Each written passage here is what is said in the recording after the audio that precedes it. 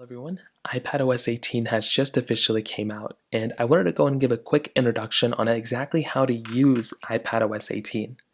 Now, it's not an official version yet, it's still in a beta, but when it officially comes out, it's pretty much going to be the exact same process as this.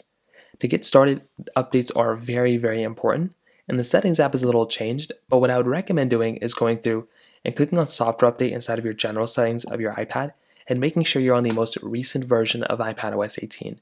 If you're on a very outdated version, that can probably cause some issues for a lot of people. So I'd recommend just going through updating this version of iPadOS 18, and that is by far one of the easiest things I can do to go ahead and basically recommend to fix this problem. Now, as long as you're up to date, you're pretty much good to go. Now there's lots of cool improvements within this. Our home screen got some big updates, and our lock screen got some updates as well. So now if you go and make your way over to your lock screen, which you can always do, is you can basically hold down on your lock screen just like as I did here. I'll go and type in my passcode. Inside of our lock screen, we have the capability of holding down on our lock screen and editing it up. So we can click on the customize button right here. We can edit our, both our lock screens up. This came, on a couple iPadOS versions ago. But what you can always do now is you can tap on here and you can add your widgets to your home screen, which is really cool. You can go and kind of edit up really whatever you want to, which is generally very nice. And I'd recommend doing this. Again, this is not new on iPadOS 18. But this is something I would recommend every single iPad owner to go ahead and kind of get into, because it is a very nice feature to kind of be able to change. Now tapping out of here, we can go and click on done, and we can go and swipe up. One of the biggest changes that we do have within iPadOS 18 is our home screen customizations. So while we're on our home screen, what we can do is we can hold down on an icon and we can kind of move it wherever we want to.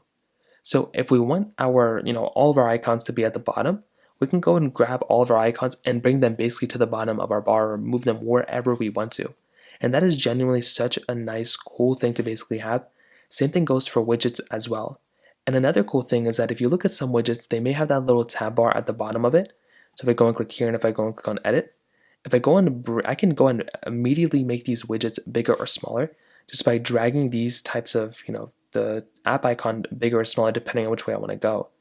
So this in and of itself is a very cool thing. It's a very nice thing to have that type of capability. And I, for one, I'm a humongous fan of that, and I love having that type of stuff. And you have that type of capability inside of this, iPad now, which is cool. But what you can also do is you can tap on edit, which is in the top left corner right up here, and you can go and click on customize. And what's going to happen is it's going to allow us to quickly change whether we want the small or large icons right within inside of our app icon right here. So we can make them larger or smaller. But what we can also do is we can change it from dark mode to light mode right inside of our particular home screen, which is so cool. And what we can do is we can go and click on tinted, and we can go and tint these colors whichever way we want to, and it tints basically the whole entire ecosystem. So this is something that is really cool that you have within iPadOS 18. Again, if you have a newer iPad, it's going to look a little bit cleaner. But you have that type of capability now, which I think is really cool. And I, for one, I'm a massive fan of the way that kind of thing looks like. Now that's enough of the home screen. The control center got a really big change too. If we go and swipe down from the top right, you can see that our control center does look slightly different. Now for one, we do have pages. So what we can do is if we want to go through, we can have multiple pages of our control center set and dedicated to different things. So you can see this page, I basically have this music app library, whatever. This page I have my home kit if I want to. So this is something that's actually very cool. You can also remove them if you want to, but you can also edit up your control center toggles as well, which again is even crazier. That's something a lot of devices don't even have. So what we can do here is we can go through and we can go ahead and click on the plus button that's in the top right corner right here. And what you can do is you can go through and basically customize all these toggles whichever way you want to. So if you want, you can even make toggles bigger or smaller if it has that type of capability, which is kind of cool. But what you can also do is you can remove toggles right from here too. So if you don't want, let's say the camera icon here, I can click on minus and I can go and click on it and I can go and remove it, which again is very cool to have. I can also go and drag and drop things if I want this one here or this one here, whatever. I can drag and drop whatever I want to, which is so cool. And if you want to go to a different page, you can, and you can go and remove these things from other pages too. So if I don't want this, I can click here and I can click here and I can go and minus it. I can go and add something else if I want to. And it is actually really cool to kind of have this type of capability right inside of our iPad. So once again, I for one, I'm a massive fan of it. If you go and swipe up, another big thing you can do is in the top right corner, you have that power button. So you can now actually hold it down and you can actually power down your iPad just by holding down on this type of button right here. So that's something that's really cool as well. You can quickly just like jump out and close out of your iPad and completely power it down without even holding down any buttons, which again, I for one, I'm a massive fan of having that type of capability right inside of my iPad. We also have the capability of locking applications. So let's say I don't want anybody going into my Twitter account. I can hold down on that application and there's a little option that says require Face ID. So now all I have to do is to go ahead and hold down on an application. I can click on require Face ID, and now every time I open up that app, it's going to require Face ID for me to go ahead and use it. Now this is good and it's bad. It's good because if I'm the only one using it, then it's not going to matter. But if you're going through and if you're going to have to constantly require Face ID to open it, it can be kind of annoying. But you can also hide and require Face ID for applications as well. That's another really cool thing because in order to open an app, you have to go inside of the app library, open it up, and then require Face ID again to open it up again.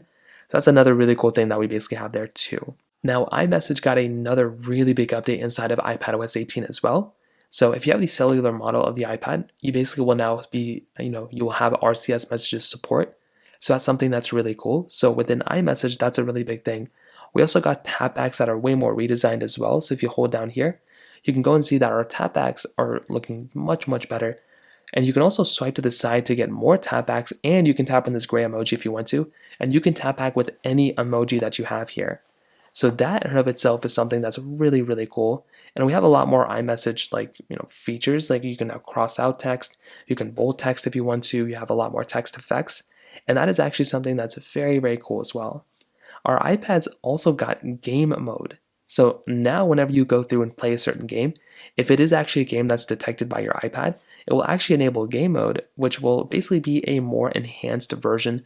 It will close out processes in the background. You'll see game mode come up like this, and you can click on it if you want it on or off. So it's something that's really cool. What it does, it prioritizes the game. It limits background activity, and it actually improves latency or decreases latency. So it actually goes through, and if you're clicking things on your controller, if you're listening to AirPods or whatever, you'll actually be able to see that your iPad will be a lot more better when game mode is enabled because it disables a lot of stuff in the background. So that in and of itself, again, is another very cool thing that you basically have here too. And once again, I'm a massive fan of it. On top of that, Apple Maps got a really big update here too. Our wallet application got a big update, tap to cash. Event tickets are enabled inside of Wallet now.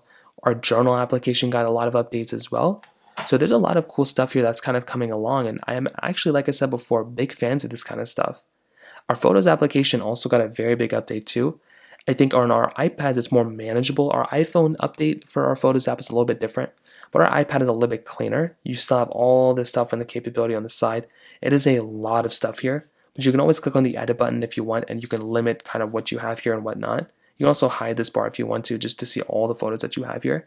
But this is also another really, really cool thing that you basically have here as well. So that is basically iPadOS 18. One of the biggest things I could probably recommend you to do is to just go through and just keep your iPad up to date. So if you're already on iPadOS 18 when the official version comes out, just keep it up to date, update it as much as you can. And that's probably what I'd recommend every single person to do. So that pretty much covers it up here for the most part. If you have any other thoughts or questions, please let me know in the comment section below. Hit the like button, that would mean so much, but definitely hit that subscribe button. More importantly than everything else, I love every single one of you guys. Hopefully I'll catch you guys in the next video. Peace out.